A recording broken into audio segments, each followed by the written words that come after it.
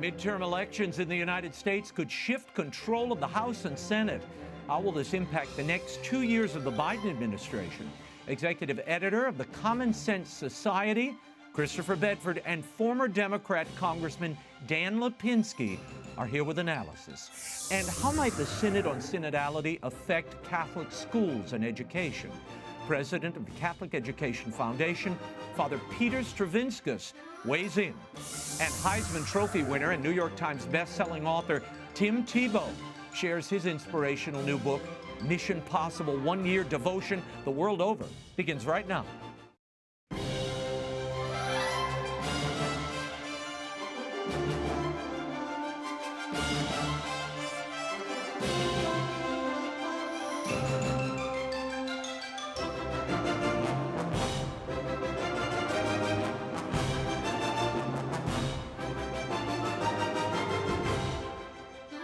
Now, Raymond Arroyo. A warm welcome to all of you joining us in the United States and the world over. We have an important show for you tonight. If you'd like to comment, send me a tweet. I'm at Raymond Arroyo. Be nice. Lots to cover this evening. Let's begin.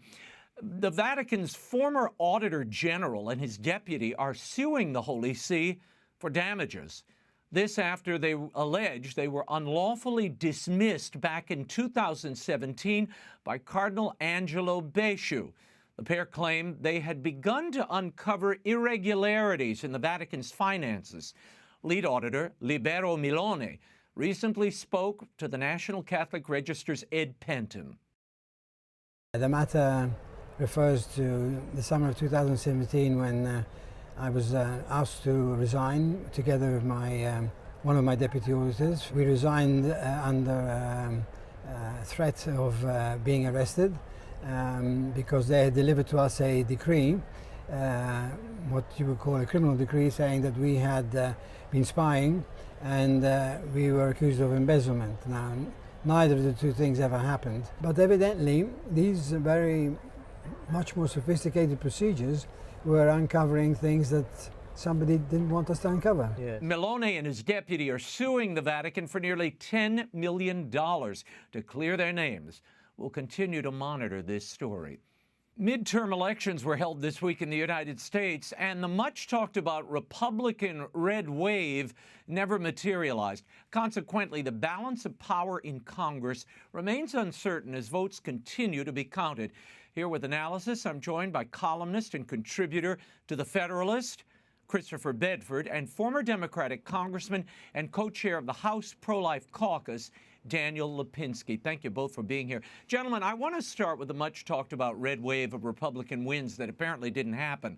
Christopher, what did you make of the way these races turned out, especially given the economy and the polls we saw going into Election Day? Well, the night started off extremely confusing, trying to make sense of it. Some of the races that I was watching, to understand if the Republicans are going to have a good night, a great night, or a fantastic night, which is the three categories I essentially put it into, we're in New York and also in Virginia. In New York, candidates started to do really well. The Republicans picked up a number of House seats. My analysis on that right now is that was based on the governor himself, Lee Zeldin, or the gubernatorial candidate, and how well he did.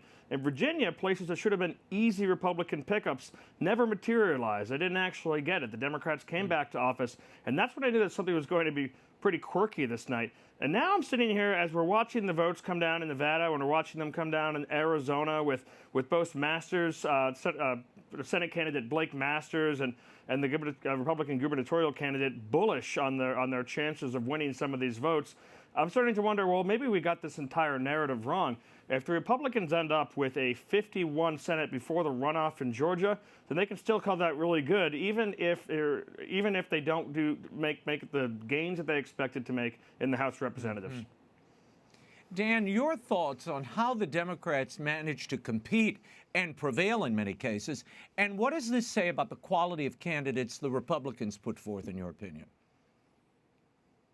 Well, I think you put your finger on one of the problems Republicans had was in a number of these races, especially in Senate races, they had low-quality candidates, candidates that ran significantly behind other Republicans running statewide in their states. I mean, Georgia is a good example of that. But I think overall, it seems that voters who were not happy with inflation, the economy, some of them still voted for Democrats. And the conclusion that I come to is that they just did not trust the Republicans. They weren't very happy with the way things are going, but they weren't comfortable putting Republicans in some of these races. So, look, I had predicted 25 to 30 seat pickup for Republicans in the House and 1 to 3 in the Senate. It looks like it's going to be 10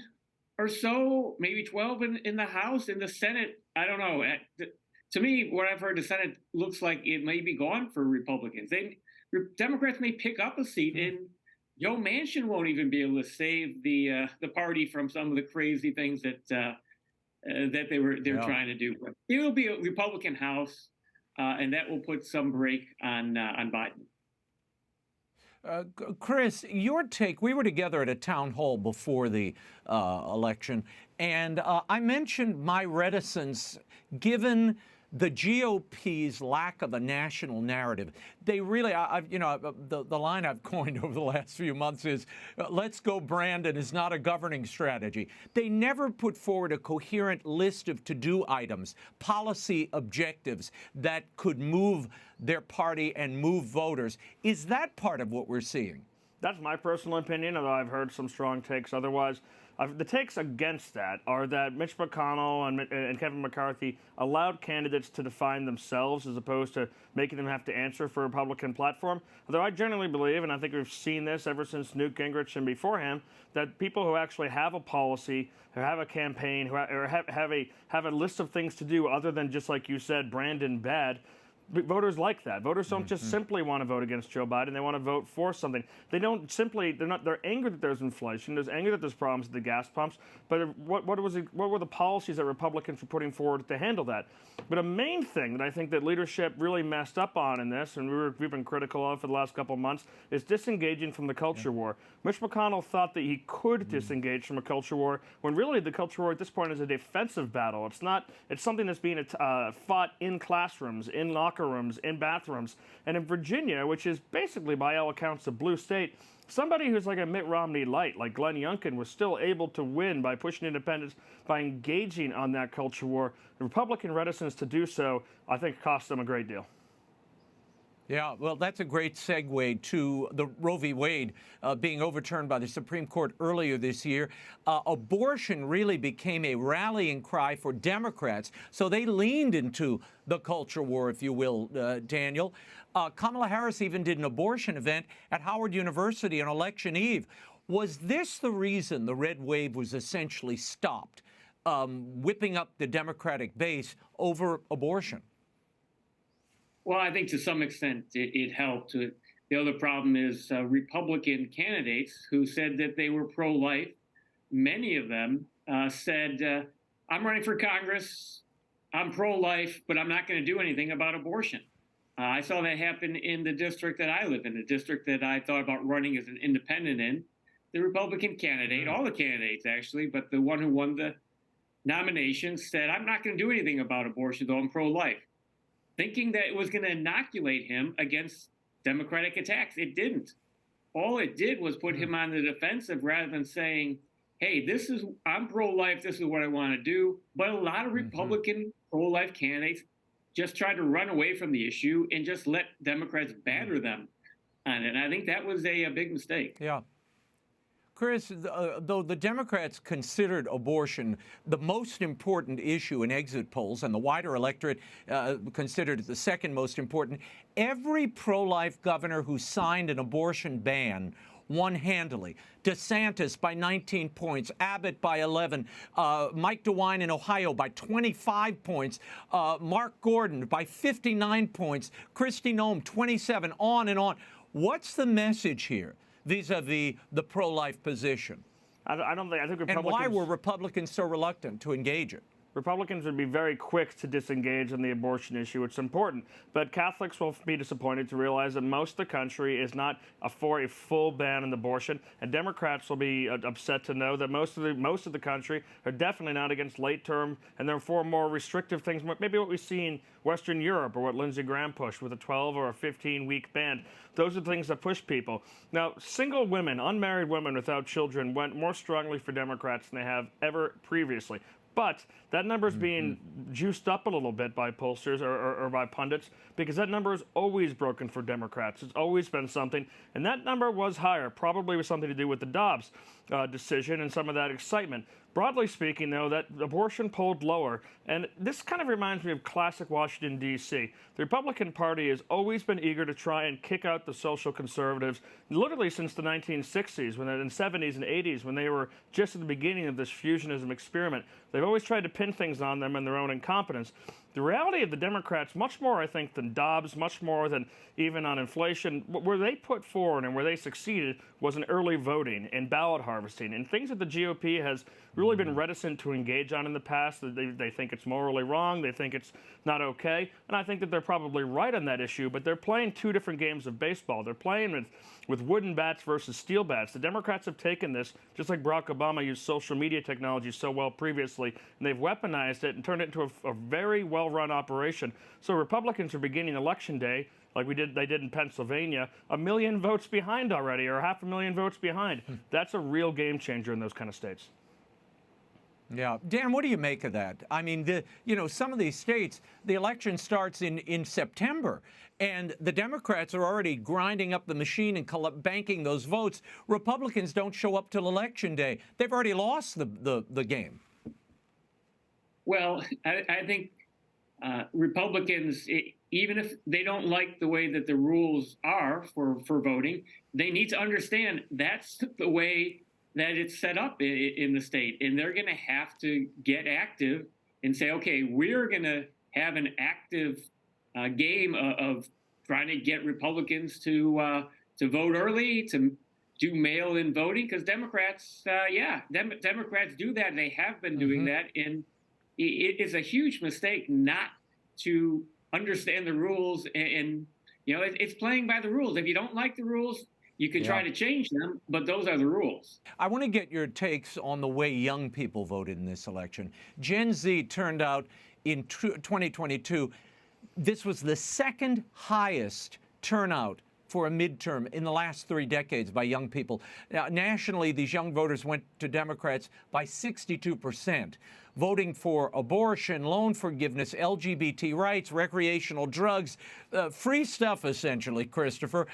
What is your take on the way that these young people trended Democrat, and did the GOP fail to engage them? No, I think it's generally a shame that young people don't have any civic engagement in the churches, often in the communities. They're more online and less personally connected with their neighborhoods. Home ownership is extremely down. Starting families, they're very far behind in those sorts of things. Starting families and being part of the school system, that really roots you in a community. So I'm glad to see one aspect of civic engagement, which is voting, come out. But when you're completely untethered from responsibility, from family, from community, and from religion, well, then your vote is typically is going to be untethered from those things as well.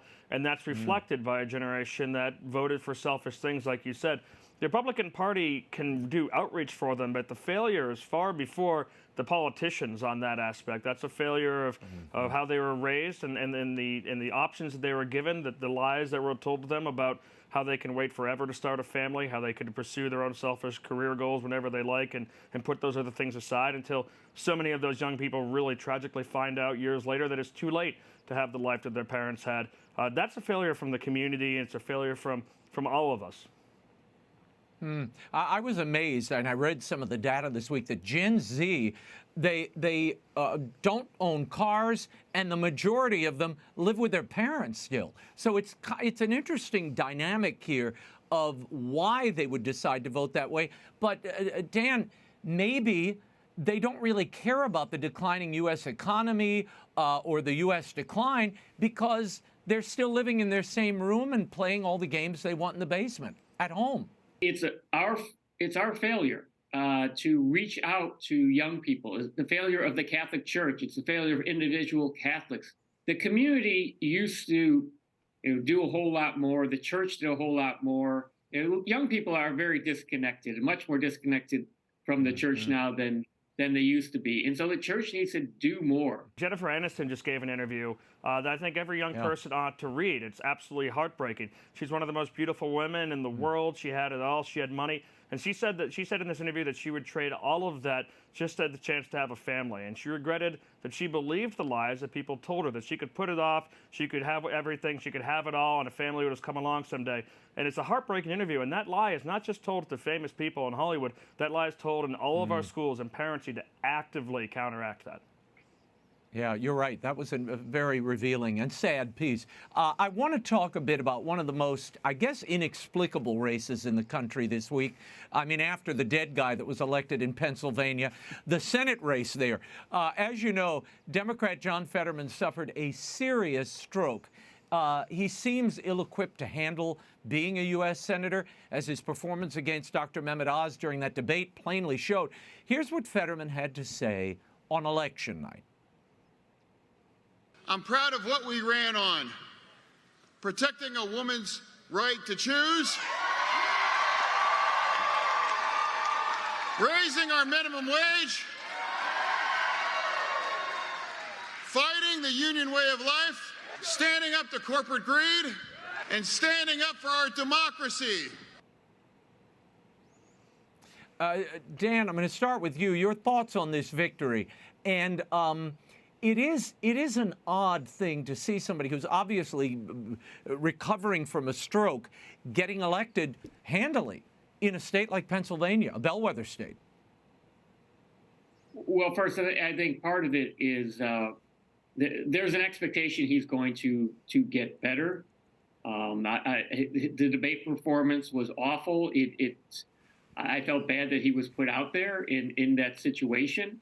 I think the big problem. Well, other than that, though, Fetterman was not a threatening-looking candidate. He's a guy in the hoodie. He looked like a guy that you would find anywhere out in Pennsylvania. I'm a Pennsylvanian by marriage, and he looked completely in place there. Where Dr. Oz from New Jersey, he wasn't really a good candidate. And I think you can never forget that some people just vote on who they feel more comfortable with, who they think looks more like a regular guy. And I think Fetterman had that also going for him. So it didn't completely surprise me what happened there, although that debate performance was absolutely awful.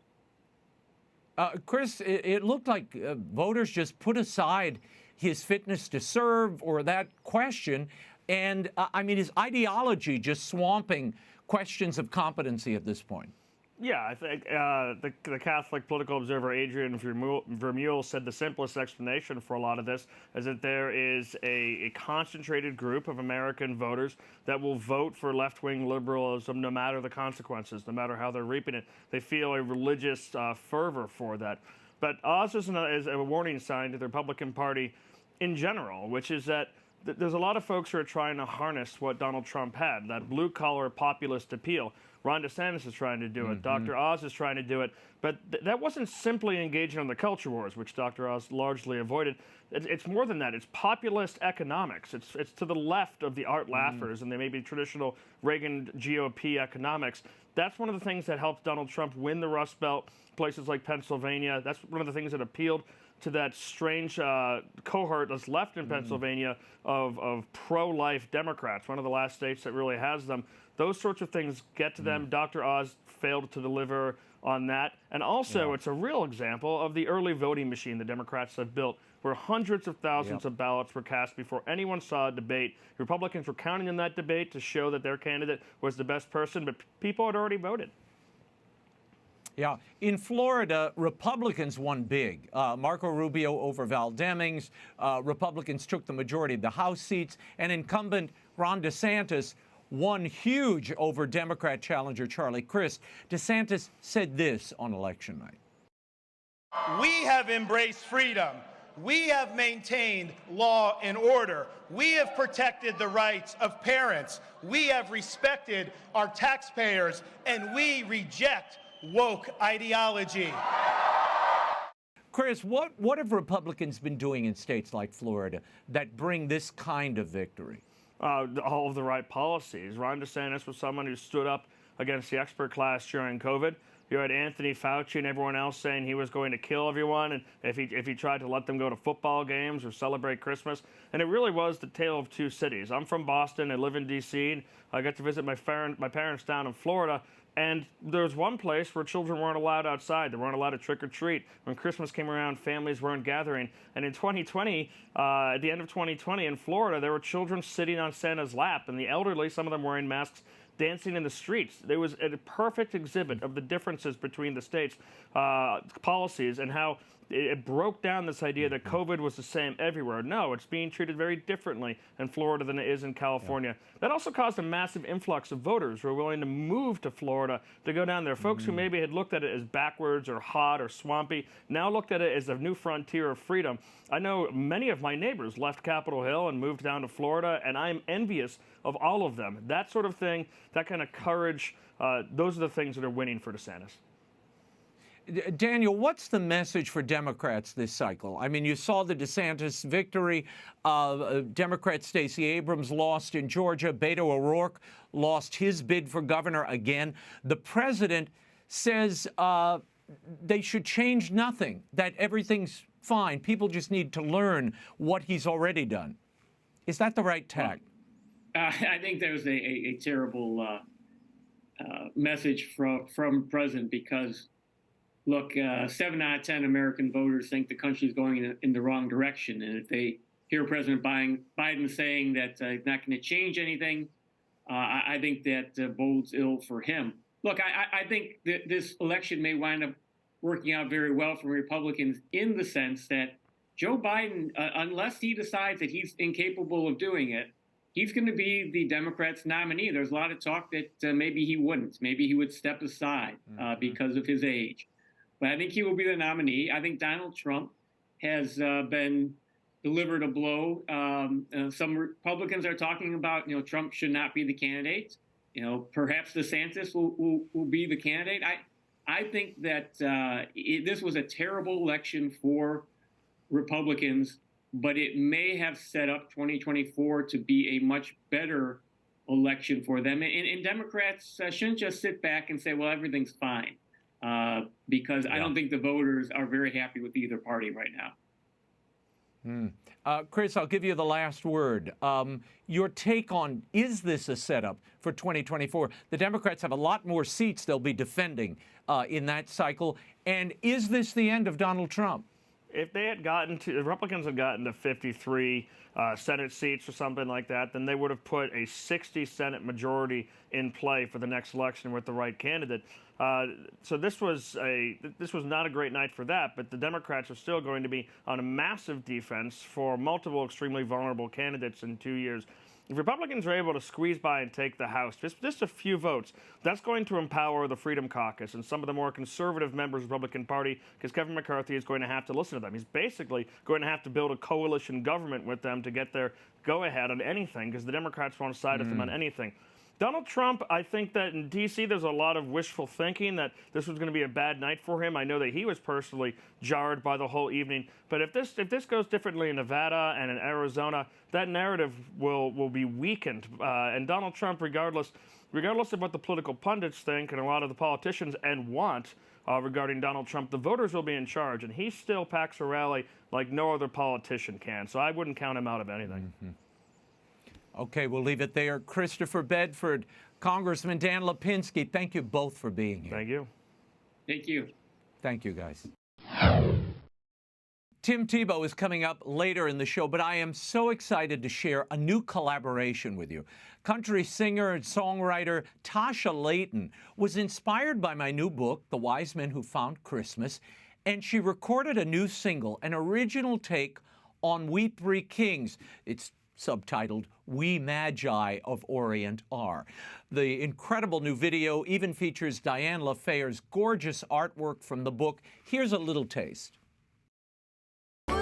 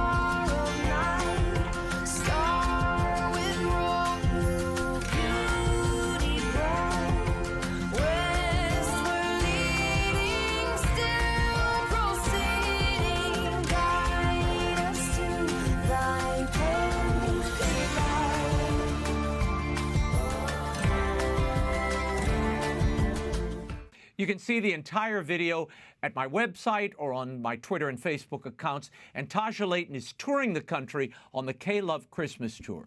And speaking of the wise men who found Christmas, it's now available in bookstores everywhere, online. It's at the top of Amazon's Christmas releases. This book for the whole family makes a great gift, and it reminds us that the search for truth is often the most incredible adventure of all. This Saturday, I will be home in Metairie, Louisiana at the Barnes & Noble on November 12th at 2 p.m. Then in Mesa, Arizona at Barnes & Noble Saturday, November 19th. And Dallas, Texas, also at a Barnes & Noble on Sunday, November 20th. Go to RaymondArroyo.com. All the times and dates are there. And, of course, the book is also available at the EWTN catalog and wherever books are sold. He's a two-time college football national champion. He won the Heisman Trophy in 2007 while playing for the University of Florida. He's also been a first-round NFL draft pick, ESPN contributor, a former professional baseball player. What hasn't he done? Well, 5-time New York Times bestseller books. And he joins us tonight with an inspirational new book, Mission Possible, 1 Year Devotional. Please welcome Tim Tebow to the program. Tim, thanks for being here. In a recent Instagram post, you admit to being a people pleaser and that you had to change your mindset from pleasing people to earning their respect to grow closer to God and bring others closer to Him. And you attribute this quote by Winston Churchill with helping you see the need for change. If you have enemies, good. It means you stood for something at least once in your life. How did that quote change you, and how you go about bringing others closer to God? Well, Raymond, that's a good question. You did some research in your homework. So by nature, I am such a people pleaser, man. I want to be friends. I would want people to like me. I still want people to like me. It's my nature.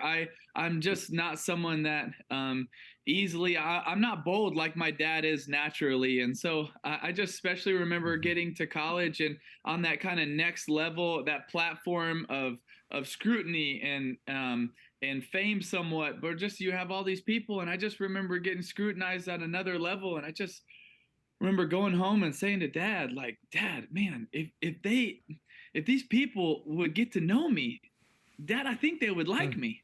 And I just remember my dad looks at me and he said, Timmy, they probably would if they really got to know you because you are likable.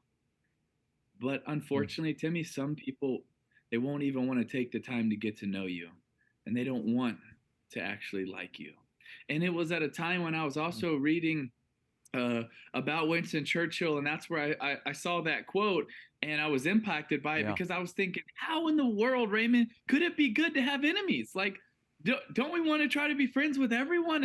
And it was kind of understanding the difference between being friends, being friendly, being liked versus being respected. And what I would come to kind of understand about Winston Churchill is because he stood for something, a lot of people didn't like him because they couldn't see what he saw. They didn't believe what he believed. And even the Allies thought he was going to lose the war for the Allies. And if you're on the other side, you hated him because he was your enemy. But they didn't understand it, but one day they came to respect him for it. And now we talk about Winston Churchill, and most people are like, wow, you know, it's incredible what he's done, what he stood for, all of his writings, all his beliefs. And it was because he was willing to stand for something when a lot of other people weren't willing to. I was also, in that time studying the scriptures and reading John 16:33, which is one of my favorite verses. And it's Jesus talking to his disciples the night before he goes to the cross. And he looks at them and he says, for in me you have peace. In the world you will have tribulation,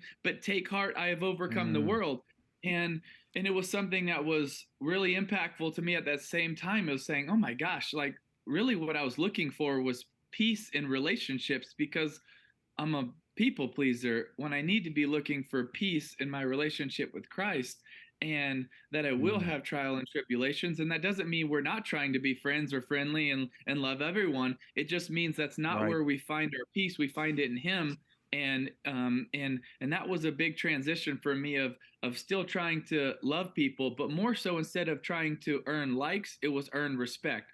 Tim, you were born in the Philippines to missionary parents. How did they inspire you to want to share your faith? Because they're my biggest role models. My mom being someone who is very rarely ever growing up that I hear her say a bad word about anyone. And she would always tell us what is desirable in a man is his kindness, going back to scripture. And she would sing to us and sing verses to us. And that just made a massive impact. And my dad probably being my greatest hero, because not what he said to us, but what he showed us in his life, of giving the majority of his adult life to helping people that could never help him and never do anything for him.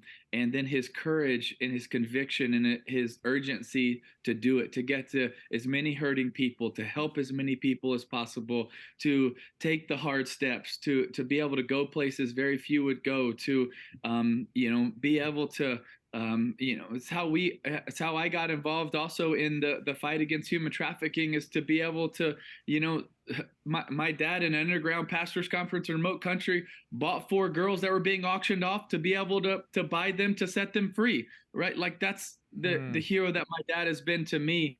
And to be able to see that love isn't just a feeling, and it's not just it's not just these butterflies we get, but the greatest form of love is a choice to choose the best interest of another person and act on their behalf. It's what Jesus did for us. It's what I've seen my dad do for so many people.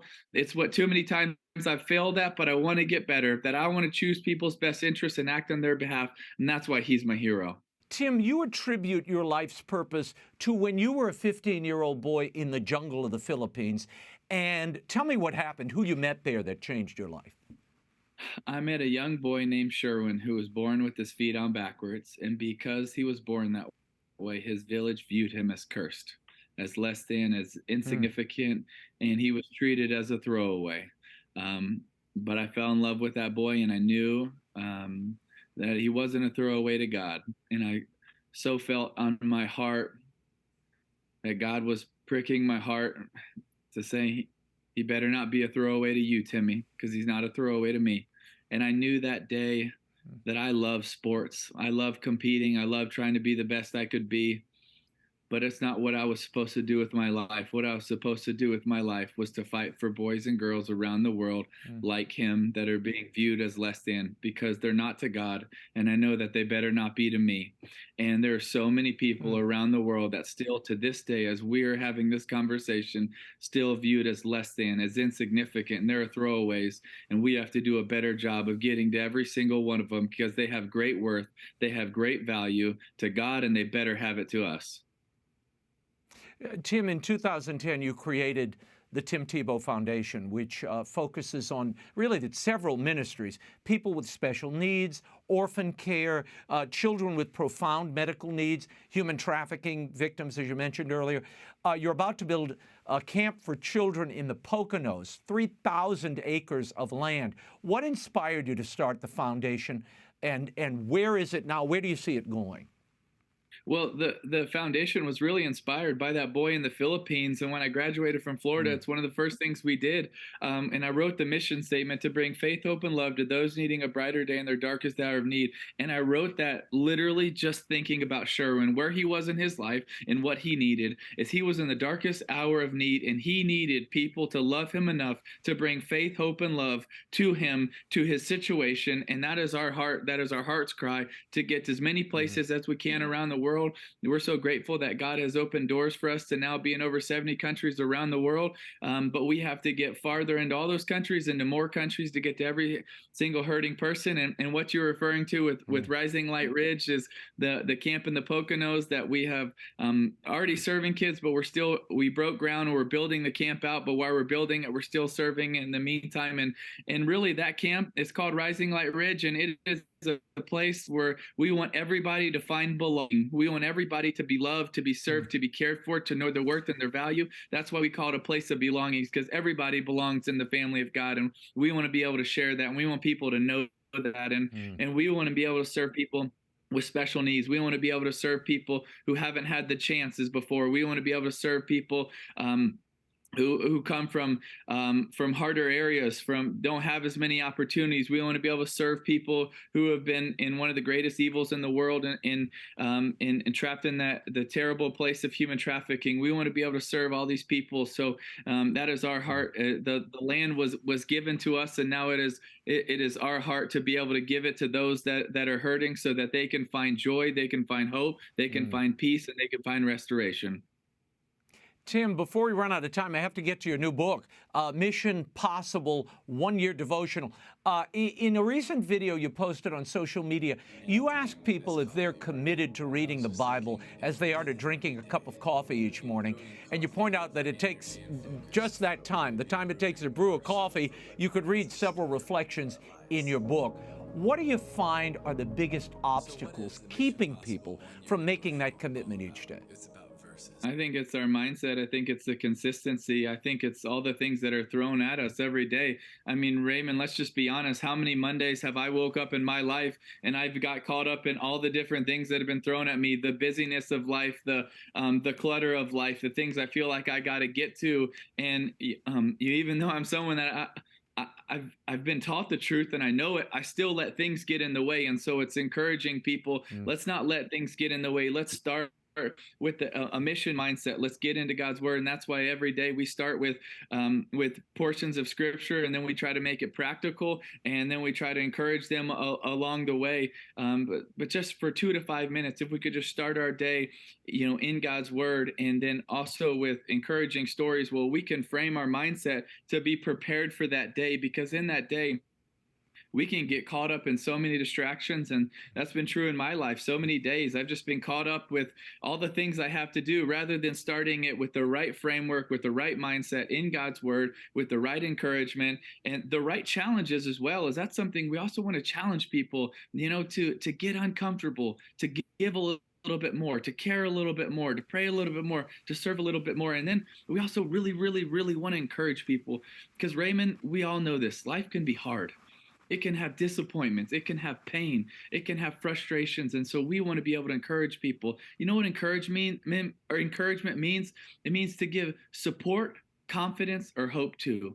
And when people pick this up, I hope and I pray that they feel supported in God's word and God's promises and God's love for them. I hope that they have hope. And I hope that they have confidence in who they were created to be, and how much God loves them, and how he has a special plan and purpose for their life. And Tim, we should tell people there's usually a Bible quote, a reflection, and of course, then it's some of your insights, sometimes using sports analogies or things that happened in your life, and then usually a series of questions to kind of jumpstart the day. Why did you decide to use that form to create this devotion? Because I think it's a lot of different ways that we can learn from and be impacted. And I think sometimes when we give people thoughts on reflections, first of all, it's always important to start with scripture, because that's God's word. It's his promises. It's his love letter to us. And it's always the right place to start.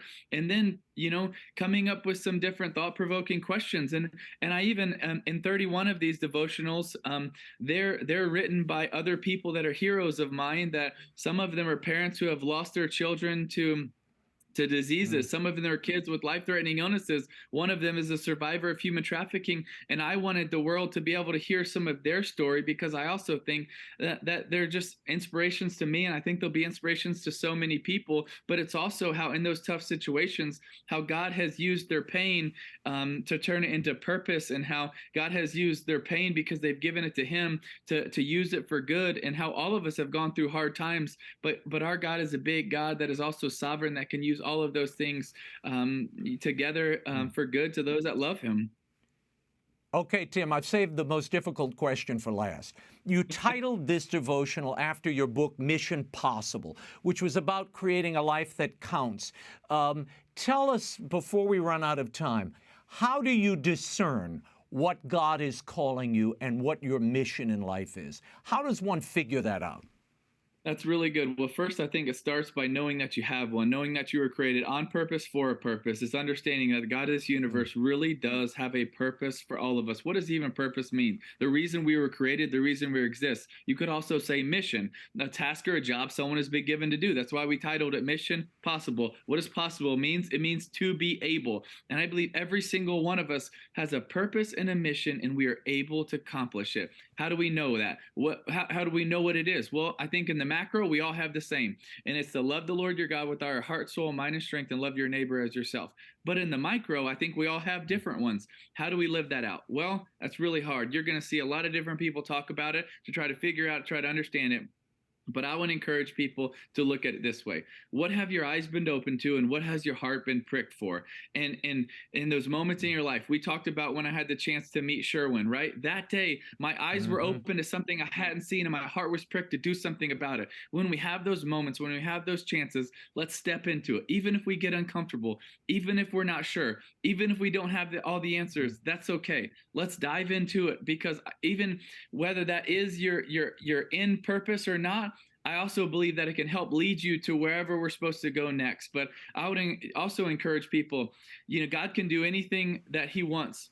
But I don't usually see a lot of people that their life's getting impacted just by watching, 2, 3, 4 seasons of the latest Netflix shows or just scrolling. And so why God can use that to impact people, I don't see it a lot. But I do see when people are willing to step outside of their comfort zone a little bit, and to care, to serve, to help in places, how he can use that so much in our life to grow us, to let us see the next thing we're supposed to do. And he can use Netflix, but man, I don't know that I see him doing that with a lot of people. And, maybe if we just put that down a little bit, and I'm guilty of it too. Sometimes it's fun for me and my wife to watch our favorite show, but every now and then we just need to put it down and see, okay, hey, maybe what's the next greatest way we can go serve? Well, I love that you're encouraging people to be spiritually watchful. I just wrote a book on the wise men, and they were watching. They were looking beyond their earthly experience to something else, and then to act on that. And that's really what this devotional is about. Mission Possible 1 Year Devotional, 365 days of inspiration for pursuing your God-given purpose by Tim Tebow, is available at bookstores everywhere and online. Tim, thank you so much for being here. We'll do this in person sometime soon. I love it. Raymond, thanks for all the research and the questions. Man, you did your homework. I love it. That was fun, man. Well, thank my producer, too. We try to respect our guests enough to raise the bar. So thank you, Tim. I love it. Appreciate you, man. Thank you. There has been an enrollment increase in Catholic primary and secondary schools across the U.S. since COVID, the largest increase in 50 years. Yet there was barely a mention of Catholic education in those diocesan reports gathered for the Synod on Synodality, and therefore none in the working document of the Synod's continental stage. Joining me now to discuss this and much more, founder and superior of the Priestly Society of St. John Henry Cardinal Newman and president of the Catholic Education Foundation, Father Peter Stravinskas. Thank you for being here. Father Peter, there were barely any mentions of Catholic education in those diocesan synodal surveys that went to Rome. Does that surprise you at all? Well, it doesn't, because very often, as you well know, Raymond, the middle management that runs most dioceses have an agenda which is often not in sync with either the bishop or the normal people. And so, they have all these weird ideas about things, and they're not in touch with people at the grassroots. But we all know that, as you've indicated, Catholic school enrollment is booming, really amazingly so, and thank God. And it didn't merit a mention. And I painfully went through all of those regional reports, and I think I found only 3 or 4 of them out of the 15 that mentioned Catholic schools at all. And in those cases, it was a 1 or 2 liner only. Well, in an article you wrote for the Catholic thing, you pointed out that of the people who have attended Catholic schools, we'll put this on the screen, millennial Catholics who attended Catholic schools are 7 times more likely to attend weekly Mass than millennial adults who attended public schools. In 2015, some 51% of those ordained to the priesthood attended Catholic grade school, and 43% attended a Catholic high school. Men who have attended a Catholic secondary school are more than 6 times as likely to consider a vocation, and women who have attended a Catholic primary school are 3 times as likely to consider being a religious sister. Now, given those statistics, should the bishops of the U.S. be doing more to promote Catholic education, especially as we've seen the number of vocations to the priesthood and religious life dwindling, Father, over the past few decades? Absolutely. And, this is the goose that laid the golden egg. And there's a great irony in this. When we started the adventure of Catholic primary and secondary schools in the 19th century, the bishops wanted the schools and the lay people didn't. The lay people were so opposed to it that bishops had to threaten excommunication for not using the schools. And very often today, it's the exact reverse, that in many, many places, unfortunately, it's the clergy that don't want the schools and the laity that do. I mean, there are parishes that have 2,000, 3,000 kids in CCD. They don't have a school. And there's been no pressure put on pastors in those places to open a school. Father, earlier this year, the Catholic or National Catholic Education Association reported nationwide enrollment in Catholic schools increased by 62,000 to about 1.6 million students, marking the first increase in 2 decades and the largest jump recorded in the last 5 decades of 3.8%. Much of this increase was owing to children fleeing those closed public schools while the Catholic ones were open during COVID. Do you think those schools will continue to see that increase in enrollment? Well, it's interesting that, as a matter of fact, the people that came for, let's say, less than noble reasons have actually stayed. And anecdotal evidence indicates that parents said of these people who came in, number one, we didn't realize how cheap the Catholic schools really were. And on average, a Catholic grammar school in the country is $5,000. Number two, we never knew what we were missing. And they talk about the fact that having their child or children in a Catholic school has changed the culture of their homes even. Pastors have indicated that these children that came into the schools during COVID, number one, parishes had to play sacramental catch-up ball with them, either missing first penance or first communion, to convalidate marriages of people who were not married in the church. And it's the old principle, get the kids, you get the parents. On Tuesday, Father, speaking at the COP27 meeting on climate change in Egypt, the Vatican Secretary of State, Cardinal Pietro Parolin, said something about the Vatican's commitment to climate change. I want to play this for you. The Vatican City-State is committed to reducing net emissions to zero before 2050. The Holy See is dedicated to promoting education in integral ecology. Education in integral ecology. Is this the education that you think are going to draw students and parents? Well, no. And what's interesting, there was a document that came from the then Congregation for Catholic Education about 6 months ago. And as you know, Raymond, we all sort of hold our breaths when we hear there's a new document from the Vatican the past few years. But to my absolute astonishment, it's the best document on Catholic education that has come out of the Holy See in 50 years. And it's talking about Catholic identity and what needs to be done and the presence and involvement of the bishop and the pastors and hiring policies for teachers and so forth. It's a superb document. That's what we're talking about in integral Catholic education. Yeah, no, that I'm familiar with that document. You're right, it is a superb document. I want to bring something to your attention, though, here, talking about Catholic identity and, if you will, the Catholic brand as you go out to try to bring students into a school setting.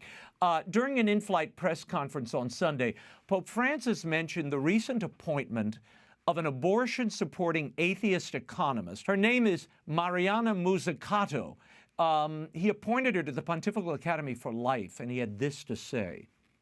And now I put on the family council Muscato, who is a great economist from the United States, to give a little more humanity to this, end quote. Father Peter, your reaction, what does that say to Catholics around the world about not only the Vatican's position on life, but again, the Catholic branding, the Catholic sense of identity? Well, it's absurd. And can you imagine Yeshiva University, for example, in order to have a diversity of opinion, brings a neo-Nazi onto their board? It makes absolutely no sense whatsoever. As though there aren't Catholics in good standing with the Church who are also good economists that could, anything that good she has to offer could easily be offered by somebody else without creating the confusion and, frankly, the scandal of having somebody like that on a pontifical council. This Synod on Synodality has been billed as a listening synod, Father. So far, the Synod reports and the working document suggest a widespread discontent with established church teaching. There's a focus on LGBTQ rights, ordination of women, and so on. What effect does all this, I guess, reconsideration have on young people in Catholic schools who are really looking, I think, for formation, especially in high school and at the university level? Well, I would say the good news in all of this is, thank God, 90% of this never filters down to normal people. Nobody even knows. I mean, that's why the participation... Wait a minute, are you saying I'm not normal, Father? Raymond, we know each other too long. But, you know, people in the pews are not interested in any of that kind of nonsense. And that's a saving grace in the whole thing. That's why the participation in the whole synodal process has been such a bust. You know, less than 1% of Catholics were involved at any level. And so, no, I don't see it having any kind of impact on Catholic education, certainly not at the elementary and secondary levels. And unfortunately, as we all know, at the college level, 90% of the Catholic colleges couldn't pass muster for being Catholic. You know, the Cardinal Newman Society has, what, 21 or 23 colleges that are really authentically Catholic. That's a sad situation in itself. And, you know, poor John Paul's document Ex Corde Ecclesiae was dead on arrival the day it was issued and taken up in the United States. But at the grassroots, no, I don't see people interested in that. I'm a great believer in what I call niche marketing. And for a Catholic elementary or secondary school, there are two niches as far as I'm concerned. One, strong, authentic Catholic identity. And secondly, superior academics. If you've got those two going, you've got a winning combination. Father, I'm glad you brought that up. What is the biggest challenge to Catholic identity today when you look at Catholic primary and secondary schools? Well, our kids don't live in a bubble.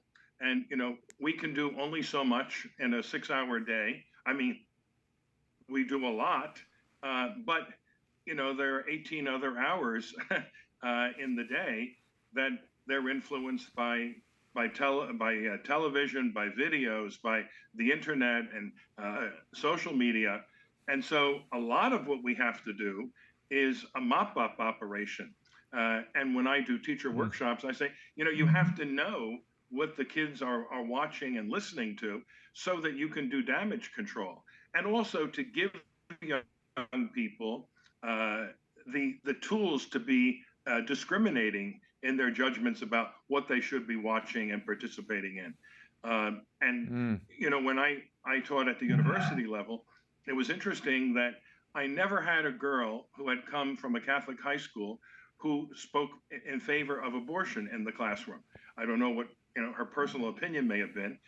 Conversely, I never had a girl who had gone to the government grade schools or high schools who was anything but a virulent, vocal proponent of abortion, even screaming at me in the classroom. So those are the differences that you see, and they're significant. And, you know, Raymond, you and I have been going to the pro-life march for decades now. And who's there? It's the kids from Catholic schools. And so obviously we're doing something right. Can we be doing more? Absolutely, no question about it. And I think the next big hurdle, we created a pro-life generation through our schools. That's clear. But the next hurdle that I think we have to overcome is all of this gender lunacy that's going on. Because again, kids are picking this up, it's in the air. And so we're gonna have to give them the proper explanation for human sexuality, and also to make sure that they're not sucked into some of these very, very problematic theories. Father, this past summer, the Catholic Education Foundation, which you are president of, hosted its 8th annual seminar on the role of priests in today's Catholic schools. How important are the clergy in the vitality and the success of these parochial schools and Catholic high schools, by the way? Essential, absolutely essential. Every study has demonstrated that a Catholic school rises or falls on the involvement of a priest in the project. And this is more important today than it was 50 years ago, when, you know, we had, you know, 5 or 10 sisters in a school. They were an institutional presence of the church. Unfortunately, in most situations, that's not the case anymore. Your own children were lucky to have had the wonderful Nashville Dominicans, I think, right? But you know that most parishes don't have that, and so the presence of the priest it's not simply a cultic presence. So you know we have a mass every Friday for the school kids, and they see Father at the mass. It's outside of the sacramental liturgical role, but that he's involved in the school, he's present there. And that's why we have that workshop. We also have recently instituted a society for priests and high school work. As you know, Bishop Thomas Daly is now the Episcopal chairman of the Bishops' Committee on Catholic Education, who's a wonderful, wonderful Catholic educator. As a priest, he spent 19 years in high school work as a teacher and as an administrator. And he's endorsed this project very strongly because very often there's only one priest in a high school, if they even have that now. And yet there's no apostolate that's more important for the presence of a priest than a Catholic high school. And again, that the priest is involved, you know, if he can teach, that he teaches, but that he's a presence in the building, that he's available for counseling, for confession, at games, at dances, and so forth. This is critically important, and that's where the vocations come from. I know from my own years of both teaching and administering Catholic schools, the vocations I got were precisely because I was involved in the daily lives of these students. Right. Father Peter Stravinskas of the Catholic Education Foundation, thanks so much for being here. Thank you, Raymond. That is all the time we have for now. Be sure to catch us next week. Until then, we'll be scouting the world over for all that is seen and unseen. On behalf of the staff and crew of EWTN News, thank you for watching. I'm Raymond Arroyo. Bye now.